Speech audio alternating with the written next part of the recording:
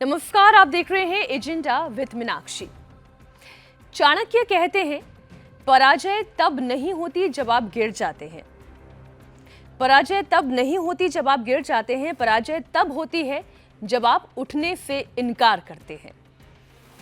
लेकिन यहां तो प्रधानमंत्री नरेंद्र मोदी की डिक्शनरी में पराजय, हार तो दूर, रुकना, थकना, निराशा जैसा कोई भाव दूर दूर तक नहीं है। जरा याद करिए, डिलिमिटेशन बिल के गिर जाने के बाद प्रधानमंत्री मोदी ने विरोधियों से क्या कहा था। उन्होंने कहा था, सिर्फ वक्त का इंतजार है, कल हमारे पास संख्या बल नहीं था। इसका मतलब यह नहीं कि हम हार गए। हमारा प्रयास रुकेगा नहीं, हमारा प्रयास थमेगा नहीं, प्रयास करते रहना है, प्रयास रुकना नहीं चाहिए। प्रधानमंत्री नरेंद्र मोदी ने जब यह बात कही थी, उसका इशारा बिल्कुल साफ था।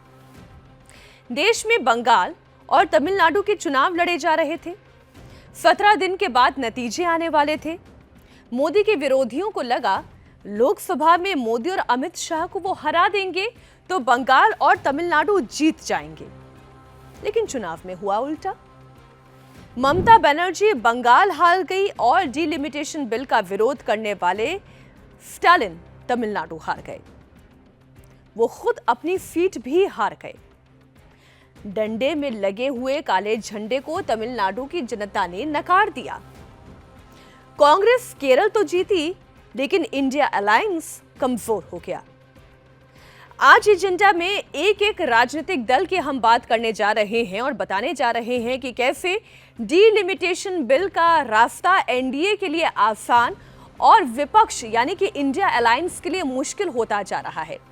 प्रधानमंत्री नरेंद्र मोदी के लिए यह बिल पास कराना और लोकसभा में 2/3 बहुमत को हासिल करना आसान, और राहुल गांधी के लिए यह राह कठिन दर कठिन कैसे होती जा रही है। तो इसी कड़ी में सबसे पहले बात करेंगे तृणमूल कांग्रेस की। लोकसभा में टीएमसी भारी बगावत और टूट का सामना कर रही है। आप जानते हैं, पार्टी के 28 लोकसभा सांसदों में से 20 सांसदों ने बगावत करके अलग गुट बना लिया है और एनडीए को समर्थन देने का ऐलान भी कर दिया है। एनडीए के साथ फिटिंग अरेंजमेंट में अब ये 20 सांसद आने वाले मॉनसून सत्र में आपको दिखने वाले हैं। इस आंतरिक कलह के कारण लोकसभा में टीएमसी मूल रूप से विभाजित हो चुकी है। ममता बनर्जी ने पार्टी संगठन में बदलाव करते हुए स्थिति को संभालने की कोशिश तो की, लेकिन लोकसभा में पार्टी की पकड़ बहुत कमजोर हो चुकी है। यहां तक कि ममता बनर्जी की स्थिति इतनी कमजोर हो गई है कि उनके साथ कभी पार्टी की शुरुआत करने वाले मदन मित्रा तक ने उन्हें छोड़कर बगावती गुट ज्वाइन कर लिया है। जिसके बारे में वो कह रहे हैं, वो पार्टी में ही तो हैं, बस कमरा बदल लिया है।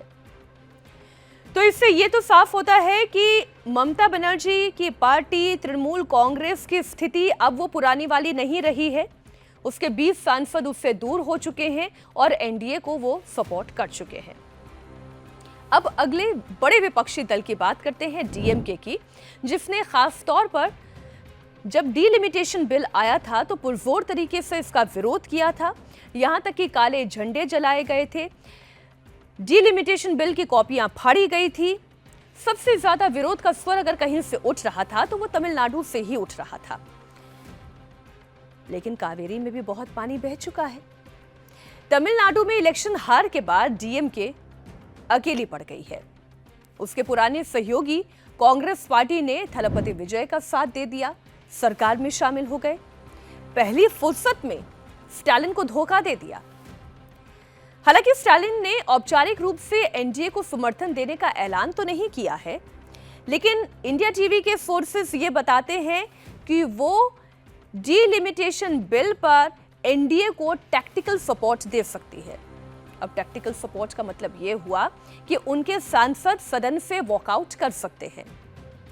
यानी कि 22 सांसदों वाली डीएमके इंडिया अलायंस की पार्टनर तो है, लेकिन कांग्रेस के धोखे के बाद स्टालिन राहुल गांधी के साथ जाना क्यों पसंद करेंगे, इसका कोई कारण मिल नहीं रहा। और राहुल गांधी के पास भी स्टालिन को ऑफर करने के लिए कुछ है नहीं। ऐसे में यह संभावना बनती है कि यदि डिलिमिटेशन बिल पर डीएमके को एनडीए का विरोध माफ कीजिएगा, अगर राहुल गांधी का विरोध करना होता है और एनडीए का भी विरोध करते हुए ऐसी स्थिति पैदा करनी है जहां पर वो अपनी ऑडियंस को, अपनी जनता को, अपने वोटर को भी के साथ खड़े दिखाई दे सके और बीजेपी का इस डिलिमिटेशन बिल पर विरोध के साथ साथ टैक्टिकल सपोर्ट करते हुए दिखाई दे सके, तो एक परिस्थिति ये बनती है कि वो सदन से ही वॉकआउट कर जाएंगे, इस बिल की खिलाफत भी हो जाएगी और एनडीए को एक ताकत मिल जाएगी इस बिल को पास कराने में, क्योंकि 540 का जो आंकड़ा है संसद की टोटल स्ट्रेंथ का, जिसमें 2/3 बहुमत के लिए अगर 22 सांसदों का वॉकआउट भी हो जाता है तो ये एनडीए के लिए राह आसान बनाता है। आइए बात करते हैं समाजवादी पार्टी की एक और प्रमुख विपक्षी दल की। अखिलेश यादव के लोकसभा में 37 सांसद हैं, जिन्होंने पिछली बार सरकार के खिलाफ वोट किया था, लेकिन इस बार की स्थिति कुछ जुदा है। गृह मंत्री अमित शाह ने 50% सीटें बढ़ाने का वादा कर दिया है। हालांकि ये वादा कोई नया नहीं है, ये वादा वो पिछली दफा भी कर चुके थे और उन्होंने संसद में ही अपने संबोधन में कहा था कि आप बस मुझे 1 घंटे का अवसर दे दें, मैं इस लाइन को इस बिल में शामिल करवा के फिर से आपके सामने टेबल करने के लिए तैयार हूं, आप इसे पास कर दें। लेकिन तब क्योंकि इंडिया अलायंस की ताकत बहुत बड़ी थी और डीएमके और टीएमसी ये दोनों अड़े हुए थे, कांग्रेस पार्टी के साथ खड़े हुए थे और समाजवादी पार्टी भी इस मुद्दे पर कांग्रेस का साथ दे रही थी, तो ये बिल पास नहीं हो सका था। लेकिन इस बार वो जो 50% सीट बढ़ाने का वादा है, गृह मंत्री अमित शाह पहले ही ये ऑपोजिशन को कर चुके हैं। ऐसे में अब उत्तर प्रदेश में भी सीटों की संख्या जो अभी मौजूदा 80 है उससे बढ़कर 140 के करीब आ जाएगी। ऐसी स्थिति में समाजवादी पार्टी के लिए भी अवसर पैदा होंगे। केवल समाजवादी पार्टी के लिए नहीं, जितने भी सियासी दल हैं जो कंपीट करते हैं उन सब के लिए अवसर पैदा होंगे।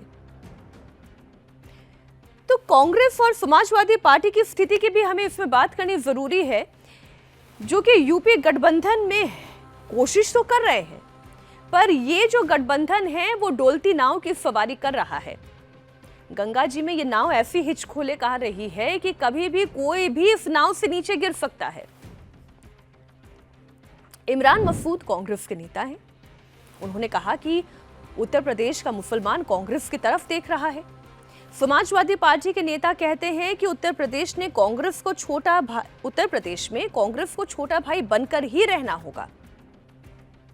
इधर अखिलेश यादव भी ये कह रहे हैं कि भाई ऐसी बात है तो 403 और 403 पर दोनों दल तैयारी कर लें। वो तंज कस रहे हैं।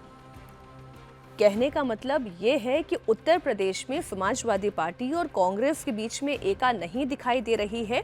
ऐसे में लोकसभा में क्या इंडिया अलायंस में वो एका दिखाई देगी, डिपेंडिंग अपॉन कि उत्तर प्रदेश में सीटों के बंटवारे वाला मसला ना फंसे। चलिए अब महाराष्ट्र के सियासी दलों की बात कर लें। एक और विपक्षी दल है उद्धव ठाकरे की शिवसेना। लोकसभा में उद्धव ठाकरे शिवसेना के पास और उनके सामने जो तत्कालिक सबसे बड़ा चैलेंज है वो उनकी पार्टी के 9 में से 6 सांसदों का बगावत करके एकनाथ शिंदे गुट वाली शिवसेना में शामिल हो जाना, यानी कि एनडीए को सपोर्ट हो जाना। अब इस बड़े दल बदल, जिसे राजनीतिक गलियारों में ऑपरेशन टाइगर के तौर पर कहा जा रहा है, उसकी वजह से उद्धव ठाकरे के सामने कई गंभीर कानूनी और राजनीतिक चुनौतियां खड़ी हो गई हैं। बागी हुए 6 सांसद कुल 9 सांसदों का 2/3 हिस्सा है और इस वजह से उनके ऊपर तकनीकी रूप से दल बदल कानून के तहत अयोग्य होने का खतरा भी कम है। 6 सांसदों के चले जाने के बाद फिर लोकसभा में उद्धव ठाकरे की पार्टी के पास भी केवल 3 सांसद बाकी रहते हैं। इससे संसद में उनकी पार्टी की ताकत और उनकी आवाज भी बेहद कमजोर हो गई है। ऊपर से ये बिल महाराष्ट्र में लोकसभा की सीटों की संख्या को अच्छे अनुपात में बढ़ाता है, तो इसके खिलाफ खड़े होने का फैसला उद्धव ठाकरे को कमजोर ही करेगा।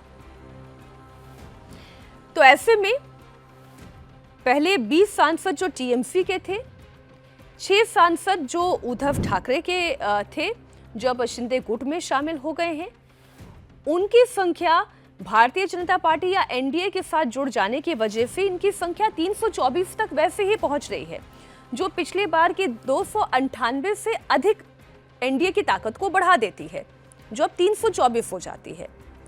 ऐसे में यदि 22 सांसद डीएमके के यदि टैक्टिकल सपोर्ट बीजेपी को कर देते हैं, एनडीए को कर देते हैं, और शरद पवार की एनसीपी भी यदि एनडीए के साथ खड़ी हो जाती है तो बात बन सकती है।